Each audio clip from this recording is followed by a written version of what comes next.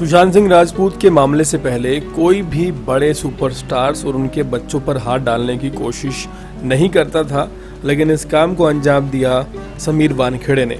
समीर वानखेड़े एक ऐसे शख्स रहे जिन्होंने इस चीज़ की शुरुआत की और शुरुआत जनता की डिमांड पर हुई। जनता ने जब गुहार लगाई सुशांत सिंह राजपूत को न्याय दिलाने के लिए, तब समीर वानखेड़े जैसे एक ऑफिसर को लाया गया।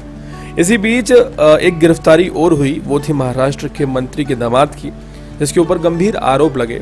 तो ऐसे में जाहिर है कि एक अच्छा पॉइंट मिल गया मंत्री को ये कहने का, जिनका नाम नवाब मलिक है, कि सुपरस्टार को इसलिए फंसाया जा रहा है क्योंकि उससे पैसे की उगाही करनी है। एक चिट्ठी सामने आई, गुमनाम चिट्ठी, जिस पर भेजने वाले का कोई नाम नहीं है, और उस चिट्ठी में दावा किया गया, तथा कथित चिट्ठी में, कि समीर वानखेड़े वसूली करते हैं और वसूली करने के नाम पर सुपरस्टार से पैसे लेते हैं। इस बारे में गंभीर आरोप लगाए गए। ये कहा गया कि जितने भी स्टार्स हैं, चाहे वो दीपिका पादुकोण रही हो, भारती सिंह रही हो, रुकुलप्रीत सिंह रही हो, सब पर आरोप लगाकर समीर वानखेड़े ने वसूली की है। एक चिट्ठी सामने आई है, पहले आपको ये चिट्ठी पढ़कर सुनाते हैं। मैं नारकोटिक्स कंट्रोल ब्यूरो का एक कर्मचारी हूँ।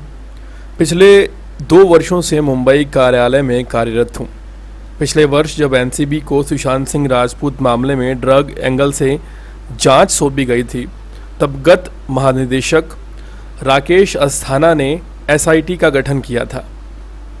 इसमें अपने चेले कमलप्रीत सिंह मल्होत्रा को प्रभारी बनाया था। साथ में डायरेक्टरेट ऑफ रेवेन्यू इंटेलिजेंस यानी डीआरआई मुंबई में काम कर रहे समीर वानखेड़े को भी लाया गया। उसे गृह मंत्री अमित शाह के कहने पर एनसीबी मुंबई में जोनल डायरेक्टर के पद पर ज्वाइन करवाया गया। राकेश अस्थाना, जो सबको मालूम है कि कितने ईमानदार ऑफिसर हैं, उन्होंने समीर वानखेड़े और केपीएस मल्होत्रा को साम दाम दंड और अन्य किसी भी तरीके से बॉलीवुड के कलाकारों को ड्रग मामले में फंसाकर उन पर केस बनाने का आदेश दिया। केपीएस मल्होत्रा और समीर वानखेड़े ने इन कलाकारों से करोड़ों रुपए की डिमांड की और करोड़ों रुपए की उगाही करके राकेश अस्थाना को भी हिस्सा दिया। इस चिट्ठी को अगर आप समझेंगे तो समझ जाएंगे कि एक तरफ देश जो है वो समीर वानखेड़े की ईमानदारी की कसमें खा रहा है, दूसरी तरफ नवाब मलिक लगातार ये कह रहे हैं कि वो वसूली करते हैं। पहले नवाब मलिक ने उनके ऊपर दूसरी तरह से निशाना साधने की कोशिश की, लेकिन जब कई दिनों तक आर्यन खान को जमानत नहीं मिल पाई और कोई भी दाव नहीं चल पाया, तो फिर नवाब मलिक दूसरा रुख इख्तियार करते हुए नजर आए। उन्होंने कहा कि वो वसूली करते हैं। उनके हाथ एक गुमनाम चिट्ठी आई है। ये गुमनाम चिट्ठी किसने लिखी है ये हाल फिलहाल वो नहीं बता पाए हैं, ना इस चिट्ठी की सत्यता प्रमाणित हो पाई है।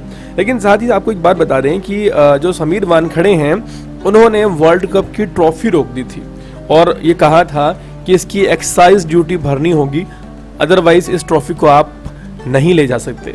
आप समझिए उस वक्त वानखेड़े ने किस तरह की वसूली की बात की होगी, और अगर वसूली ही करनी होती तो फिर वो ट्रॉफी क्यों रोकते। बात साफ है कि वानखेड़े सिर्फ और सिर्फ अपना काम ईमानदारी से कर रहे हैं। और रही बात वसूली की, तो जिन सुपरस्टार या स्टार्स को गिरफ्तार किया गया है, उन्होंने इस बात की हामी भरी है, सोशल मीडिया पर भी कहा है कि हाँ हमने ड्रग्स लिया था। तो अब अगर उन्होंने ड्रग्स लिया था और उन्होंने मान लिया, तो फिर आप इसको वसूली का नाम कैसे दे सकते हैं। और जाहिर सी बात है, चाहे वो कम मात्रा में हो नशीला पदार्थ या ज़्यादा मात्रा में हो, गलत तो गलत है। और कोई तो दिन ऐसा आएगा जब इन सुपरस्टार्स पर भी शिकंजा कैसा जाएगा और इनसे भी सवाल पूछा जाएगा। ये फिल्मों में ड्रग्स लेते हुए लोगों को दिखाते हैं, इनसे लोग प्रभावित होते हैं। एक आम आदमी गलत काम करता है, उससे 10 या 20 लोग प्रभावित होते हैं।